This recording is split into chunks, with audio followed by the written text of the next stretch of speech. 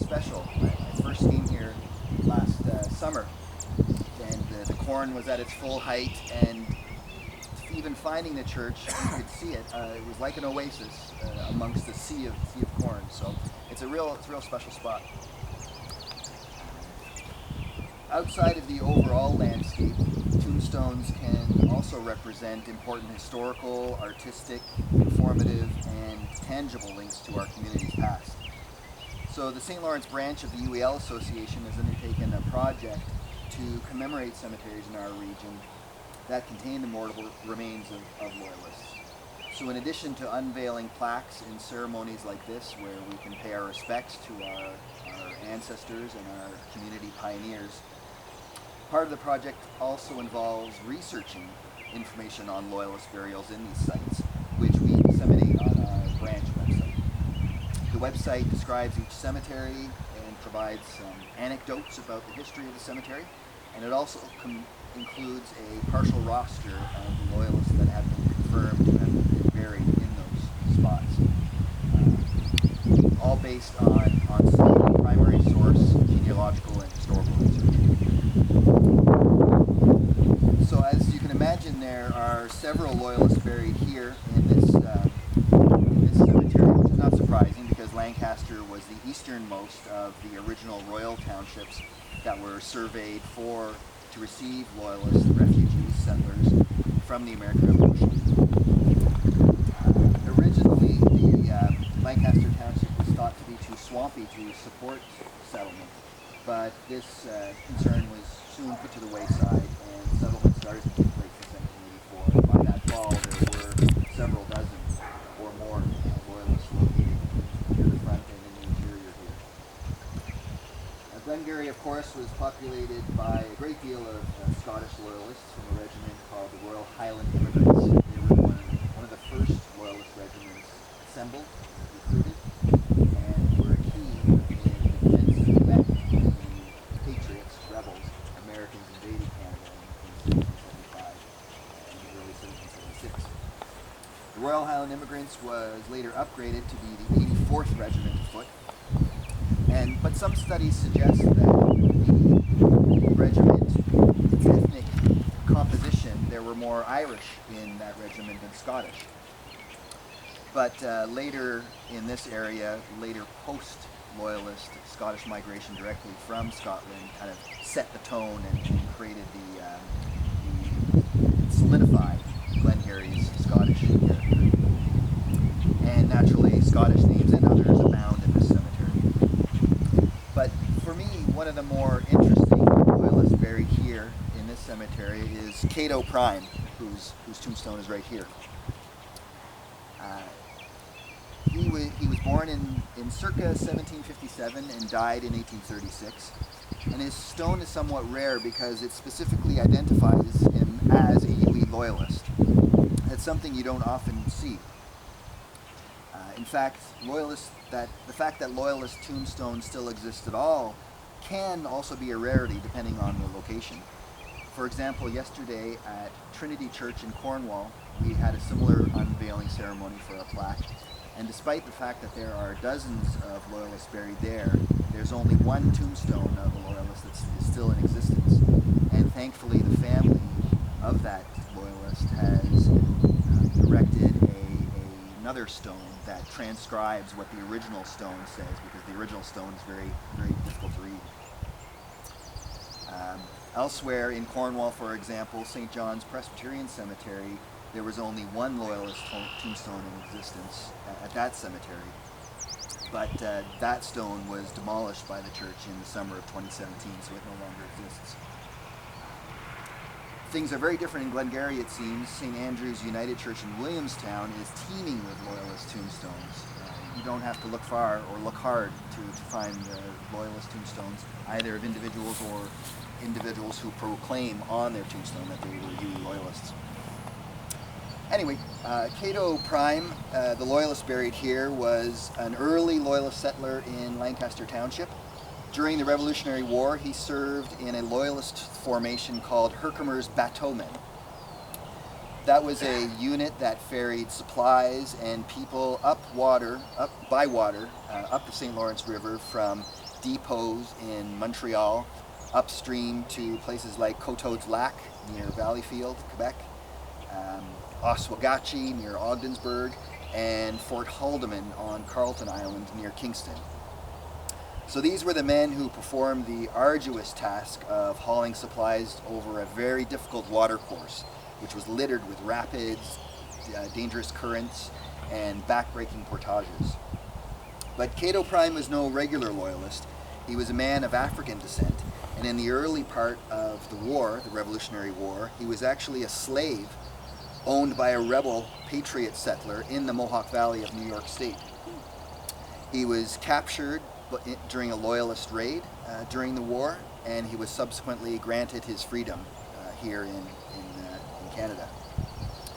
But I should note that not all slaves who found their way to Canada were granted their freedom in this way, like Cato Prime was. Some remained enslaved, and despite our national mythology, slavery was a legal practice in Canada and the British Empire in general, right up to 1834. So 2 generations after the American Revolution, there were still legal forms of slavery here in Canada. It's true that Upper Canada's first Lieutenant Governor, John Gray Simcoe, worked to curtail slavery in Upper Canada, but it still exists as an institution, as abhorrent as that institution was in our area. Now, some research has suggested that our Cato Prime was the grandfather of John Baker. John Baker was a famous former slave. He lived in Cornwall, and he was known as being the last surviving former slave in Canada. His story is fairly well known. There's a whole chapter in Jacob Farron Pringle's early history of the area, Lunenburg, the Old Eastern District. It was published in 1890, and there's a whole chapter on John Baker and his experiences. Fascinating fellow. He joined the war, joined the British Army, and served in the Napoleonic Wars in Europe, and he lived to the ripe old age of 105. He died in 1871. So Baker's grandfather was also named Cato, but it's actually impossible for our Cato Prime here to have been Baker's grandfather. Our Cato would have just been far too young to have been John Baker's grandfather. And academics who have studied slavery have shown that there was a common set of given names assigned to slaves, and Cato was one of the more common ones, so it's understandable that some research would have confused our Cato Prime with John Baker's grandfather, Cato. And the Glengarry Archives in Alexandria has the original deed that Cato Prime was given for his land in this area. Cato Prime was granted a lot of land not far from here in the second concession, and there were actually quite a few free men of African descent who received land as loyalists in this area, along the second concession here and further east towards Curry Hill. There's a very early map of the loyalist settlement here in this region and beyond called McNiff's map, and these men are identified on that map. For some reason, the creator of the map, the cartographer, Patrick McNiff, insisted on providing their race on the map.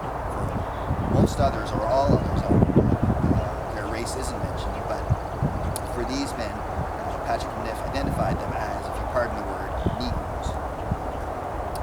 So right beside Cato Prime's stone is the stone of his wife, Catherine Gaudette. She was born circa 1760 and died in 1828, and it was not uncommon in this period for there to be a separate tombstone for a man and his wife. Nowadays, it's fairly easy for a stone that's already been emplaced to be changed with other information, but in the early mid-19th century it was more difficult, so often there'd be separate tombstones. Now, I've been doing some research on Catherine Gaudette to know her story in general, and also because I was very interested to see if there was any loyalist connections.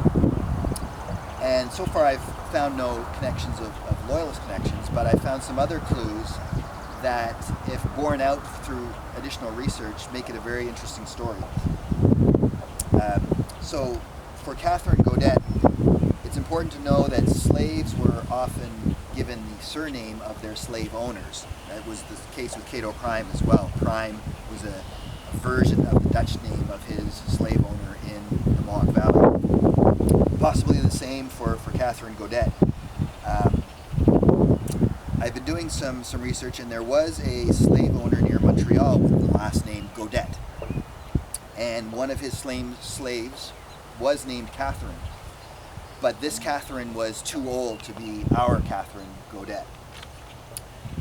So let's call her, let's just call her our Catherine Gaudette. But the elder Catherine also had a daughter whose name was Catherine, who was about the same age as our Catherine Gaudette. So I'm hoping that further research can confirm that connection. But that Catherine Gaudette story is really interesting, mainly because of her parents. So her mother, Catherine the Elder, let's call her, she was courted by a man of African descent who was a free man. His name was Louis Antoine. And he wanted to marry her, but since Catherine the Elder was a slave, she needed her owner's permission to marry. So a condition that the slave owner gave was he would allow the marriage to take place if Louis Antoine, who was a free man, became a slave. So Louis Antoine willingly, for love, signed the document putting himself into slavery in the 1750s, 1760s. And also a condition of that agreement would be that any children that issued from that union would also be slaves. So he did this, and indeed they had children, one of which, as I mentioned, was a Catherine. And I'm thinking that Catherine may be our Catherine here, but it still has to be confirmed. I don't feel 100% confidence in making that call. And it's kind of a classic example of one of the challenges of historical and genealogical research is that it's sometimes difficult to make a link between a person named in one historical document, making that link between the person with a similar name named in another historical document. It can be done with some persistence, and sometimes it's an accumulation of evidence that you need in order to make a call. But it's not like today where everyone has their unique social insurance number or other identifier or even birth dates. We all know exactly when our birth date was, but people of this era, it wasn't important, and they may not have the documentation, and it just wasn't something that necessarily affected their lives. So it makes for tricky research. So the plaque we are going to unveil today, which is down by the road, is the second plaque that the UEL Association has put up locally. Yesterday we unveiled one in Trinity Church in Cornwall, and a large portion of the cost of these first two plaques was borne by the Edgar family, represented by James Edgar of Melville, Saskatchewan, who is with us today. And so I'd like to give an opportunity for James to say a few words, if you will. Sure, thank you. Good morning, everybody. Good morning. It's nice to be here. This is a project that started about 4 or 5 years ago, and I saw that the Niagara branch had a marker at one of their gravestones or grave sites, and I thought it would be splendid to have one here too. So I contacted Michael Emer of the United Empire Loyalists Association of Canada, and he put me on to Jennifer De Bruin. Jennifer De Bruin put me on to Stu, who happens to be my cousin. We discovered that we're both descended from Jonas Wood. And you mentioned in your talk about the Irish Loyalists, and it turns out that my great-great-grandfather, who's the stone over there, was from Ireland. But the Irish in Ulster consider themselves as a province of Scotland, so in fact they are all Scottish, including all the Edgars. We discovered through my genealogical research that we're all descended from King Crinan of Scotland in about 950 AD, and we're related to the Dunbar family because one of Crinan's sons was Cospatrick, whose son is Cospatrick II, the first Earl of Dunbar. So the Dunbars, Cospatrick, The Coburns, the Osborns, and the Edgars are all the same family. Charles Edgar came over to Canada in about 1816 or so. We're not exactly sure of the date, with his two sons, James and Robert. And they cut down enough trees north of Quebec City to build a ship, filled it with lumber, and sailed it back to Ireland. And when they sold all the lumber and the ship, they came back to Canada and bought a piece of land on Wesley's Point. And that's where James took up farming in 1849. He bought the farm from his father, and he gave it to his son Charles, who's my grandfather.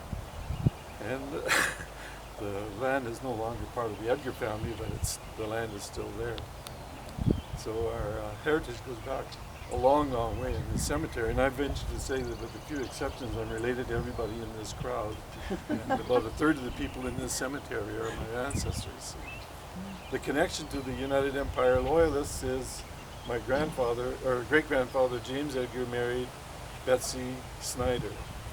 And her father, J.P. Snyder, had married Janet Wood. Janet Wood was Benjamin Wood's daughter, and Benjamin was Jonas Wood's son. So that's my connection to the UELs.